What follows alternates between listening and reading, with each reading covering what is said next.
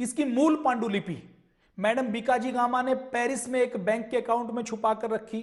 जब फ्रांस युद्ध की आग में था तो उसको निकालकर दूसरे देश में पहुंचाया गया और आजादी के बाद 1950 के दशक में इसको वापिस वीर सावरकर को सौंपा गया।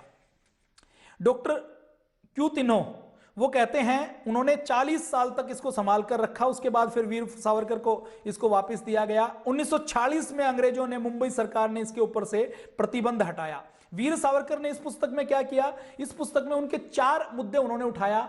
वो कहते थे कि 1857 की क्रांति का सच क्या है वो हम बताएंगे। क्या वो केवल सिपाही विद्रोह था या पूरी क्रांति थी?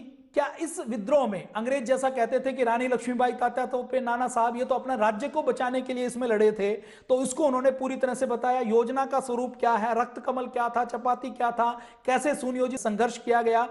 1857 की क्रांति क्या केवल इतिहास की बात है, बीता हुआ अध्याय है, या आज भी हमारे लिए इसकी प्रेरणा हो सकती है और भावी पीढ़ी इससे क्या प्रेरणा ले? इन 5 उद्देश्यों को लेकर उन्होंने लिखा था और शहीद भगत सिंह से लेकर नेताजी सुभाष चंद्र बोस ने जो प्रेरणा ली उससे यह सिद्ध हो जाता है कि वीर सावरकर अपने उद्देश्य में सफल रहे। 2500 से अधिक रेफरेंसेज उन्होंने इस पुस्तक के लिए लिया। इस पुस्तक का जो प्रभाव है उसके बारे में फ्री हिंदुस्तान जो साप्ताहिक समाचार पत्र है उसने सावरकर विशेषांक प्रकाशित किया। उसमें के.एफ. नरीमन जी अपने लेख में लिखते हैं कि आजाद हिंद फौज की कल्पना और रानी झांसी रेजिमेंट स्थापित करने का विचार नेताजी सुभाष चंद्र बोस को जो आया वो इस पुस्तक की प्रेरणा से आया, वीर सावरकर की प्रेरणा से आया।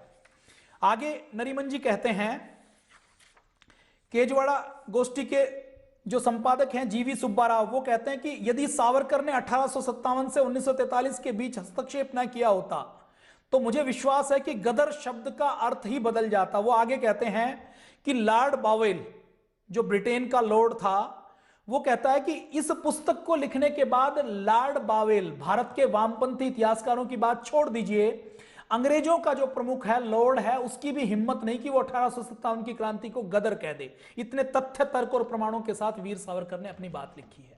लेकिन यह देश का दुर्भाग्य है जिस बात को कहने का साहस अंग्रेजों का अधिकारी नहीं कर पाता। वामपंथी इतिहासकार, छद्म इतिहासकार, देश विरोधी इतिहासकार, टुकड़े टुकड़े और असुर गैंग के इतिहासकार आज भी वो इतिहास अपने देश में पढ़ाते हैं। इस इतिहास और इस शिक्षा नीति को बदलने की आवश्यकता है।